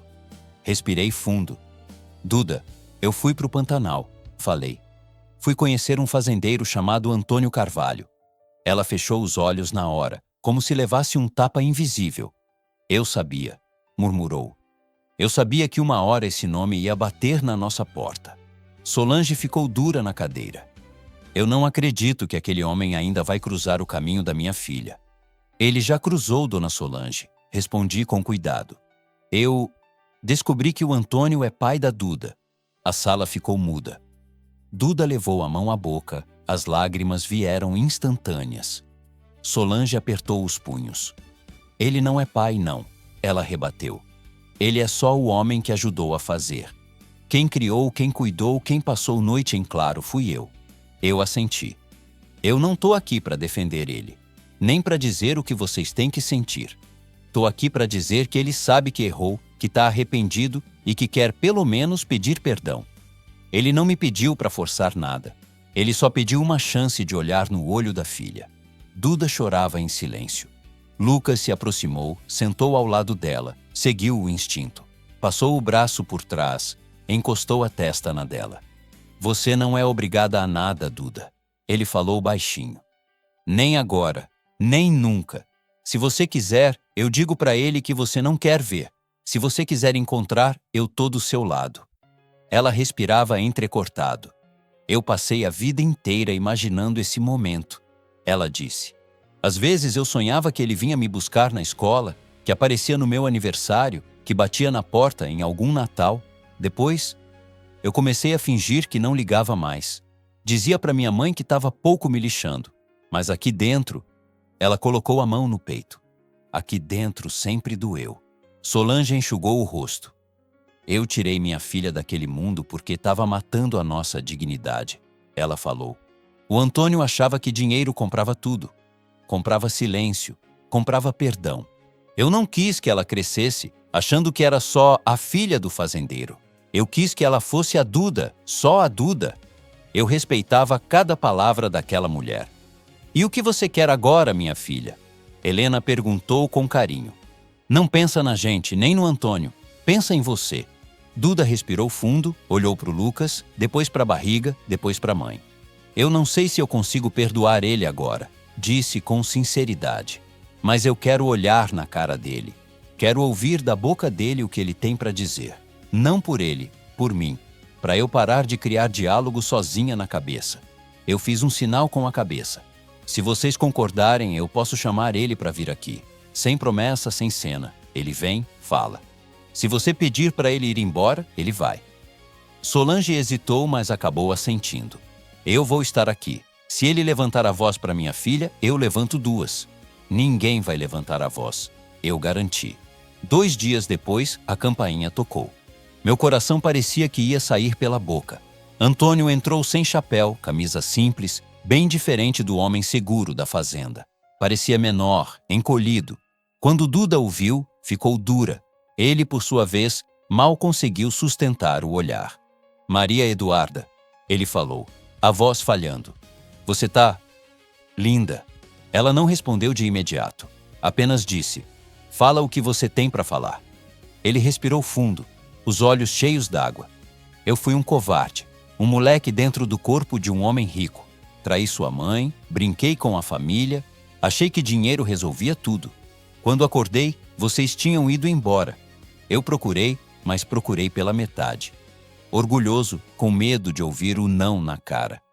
Ele limpou o rosto. Eu não tô aqui para pedir que você me chame de pai. Eu perdi esse direito. Tô aqui para dizer que eu me arrependo todos os dias. E que se você quiser, eu quero tentar, mesmo tarde, ser pelo menos alguém decente na sua vida. Se você me mandar embora, eu vou entender. Mas eu precisava vir. Duda chorava, mas se mantinha firme. Você sabe quantas vezes eu esperei você bater na nossa porta? Ela perguntou. Quantas noites eu vi minha mãe chorar escondido, achando que eu não estava vendo? Quantos dias eu tinha que ouvir gente falando de você como homem bom, patrão justo, enquanto eu só lembrava do vazio que você deixou? Ele abaixou a cabeça. Eu sei que um desculpa não apaga isso. Não apaga mesmo, ela respondeu. Mas ouvir da sua boca já é alguma coisa. Silêncio. Ela olhou para o Lucas, que apertou a mão dela como quem diz, tô aqui. Olhou para a mãe, que mesmo ferida, tinha os olhos marejados. Então, Duda fez algo que me mostrou o tamanho do coração dela. Eu não vou te chamar de pai hoje, ela disse firme. Mas também não vou te expulsar. Se você quiser tentar ser avô do meu filho, a gente pode começar por aí, devagar, sem dinheiro, sem grandeza. Se vier, vem só você. O resto a gente vê com o tempo. Antônio chorou como criança. Já é mais do que eu mereço, murmurou. Obrigado, minha filha. Ele se aproximou devagar, pediu com os olhos. Duda hesitou, mas permitiu um abraço rápido, meio duro, mas verdadeiro. Ele encostou a mão na barriga dela com reverência. Oi, meu neto, disse baixinho. O velho aqui é atrasado, mas chegou. Eu olhei para aquela cena e senti um nó na garganta. Lucas, de pé, ao lado da esposa, sem ciúme, sem competição. Só apoio. Solange, em silêncio, deixando uma fresta de trégua entrar. Helena, com o terço na mão, agradecendo a Deus por aquele milagre torto.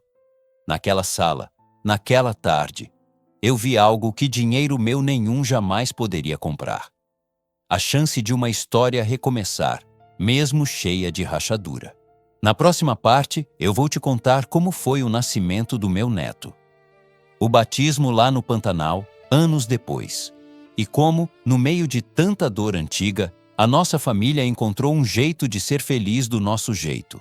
E me conta, se fosse você no lugar da Duda, teria dado essa chance ou fechado o coração de vez?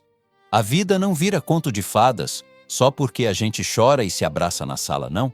Mas eu vou te dizer, aquele dia do reencontro da Duda com o pai mudou o rumo da nossa família. As coisas não se acertaram da noite para o dia. Teve conversa atravessada, teve silêncio, teve dia em que a Duda não queria atender ligação nenhuma. Mas aos poucos, um fio foi sendo costurado. O Antônio começou pequeno, como ele mesmo prometeu. Ligava de vez em quando, mandava mensagem perguntando da gravidez, perguntava se ela estava se alimentando bem. Não enchia o saco, não se fazia de pai do ano, só aparecia. E o Lucas? O Lucas virou outro homem. Ele começou a acordar cedo, de verdade, para trabalhar. Não era mais aquele menino que fazia pose na empresa. Era o primeiro a chegar em obra, o último a sair. Aprendeu a ouvir funcionário, a conversar com pedreiro, a resolver pepino sem correr para debaixo da minha asa. Em casa, não era mais o marido que largava a esposa grávida sozinha e ia para a farra. Passava no mercado, fazia janta, sentava com a Duda na cama, passava creme no pé dela, conversava sobre o futuro. Não era perfeito, ninguém é. Ainda errava aqui e ali, se irritava, ficava cansado. Mas tinha uma coisa que ele nunca mais abandonou: presença. Quando chegou perto do Natal, a médica marcou a cesariana. A gravidez tinha sido muito puxada, cheia de susto, e ela achou mais seguro assim. Na manhã do parto, lá estava a sala de espera cheia. Eu, Helena, Solange, Ana Paula, Marcelo, até a Patrícia, mais quieta depois de tanta coisa que viu. Antônio não foi por respeito à Duda, que pediu para ele esperar um pouco mais para se aproximar nesses momentos. Mas ele ficou com o telefone na mão o tempo todo, lá na fazenda, esperando notícia. Lá pelas 10 e pouco, a enfermeira apareceu na porta com aquele sorriso de quem já sabe que vai levar um monte de gente à loucura. Família da Maria Eduarda? A gente levantou tudo ao mesmo tempo. Podem sorrir. Nasceu um menino forte, chorando alto. Mamãe passa bem. Eu senti as pernas bambas. Helena começou a chorar, agarrada no meu braço. Viu, Roberto? Ela repetia. Nosso neto veio. Quando eu entrei no quarto, a cena que eu vi foi daquelas que a gente guarda no peito para sempre. Duda, pálida, cansada, mas com um sorriso que iluminava o rosto inteiro. Nos braços, um pacotinho enrugado, rosado, o olho meio fechado, a boquinha procurando o peito. Lucas, em pé, ao lado da cama, com a mão na cabeça, como quem não acredita que aquilo é real. Pai, ele falou com a voz embargada. Esse aqui é o Miguel. Eu cheguei perto, devagar. Olhei aquele menino, tão pequeno, e senti uma coisa que não sentia desde que meus próprios filhos nasceram. Uma vontade de acertar.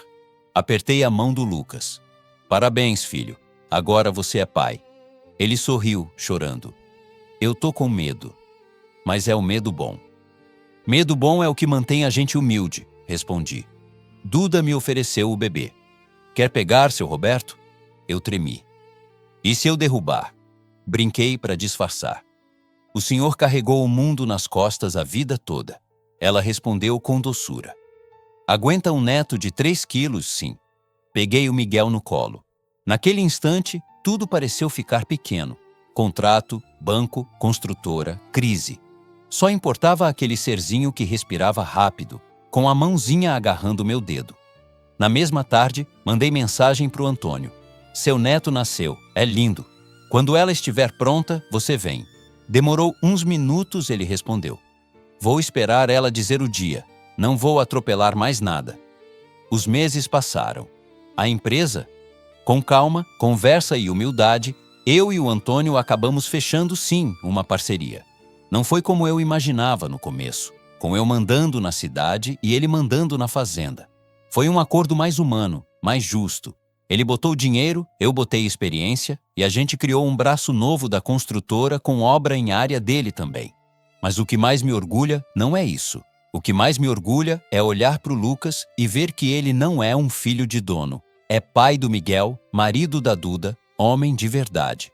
Quando o Miguel estava com uns 2 aninhos, a Duda me chamou um dia. Seu Roberto, e se a gente fosse passar uns dias lá no Pantanal, na fazenda do Antônio? Ela ainda custava chamar de pai, e eu respeitava. Se for coisa que você quer, a gente vai, respondi, e fomos. Aquela fazenda que eu tinha visto sozinho da primeira vez agora, me recebia cheia. Eu, Helena, Lucas, Duda, Miguel, correndo para todo lado. Solange também foi, meio desconfiada, mas foi. Antônio estava diferente. Continuava grande e forte, dono dos bois, mas diante do neto, era só um velho bobo. Vem cá, rapaz, ele dizia, agachando, enquanto o Miguel corria na grama. Olha aqui o cavalo, quer subir? O menino gargalhava sem saber que estava consertando uma história de décadas só com aquele riso. No domingo de manhã, a Duda veio falar comigo, mexendo no cabelo do Miguel. Pai, ela me chamou. Eu ainda me emociono quando lembro disso. Ela me chamou de pai com tanta naturalidade, como se sempre tivesse sido assim. O Antônio quer que a gente batize o Miguel aqui na igrejinha da região. O senhor topa? Fomos.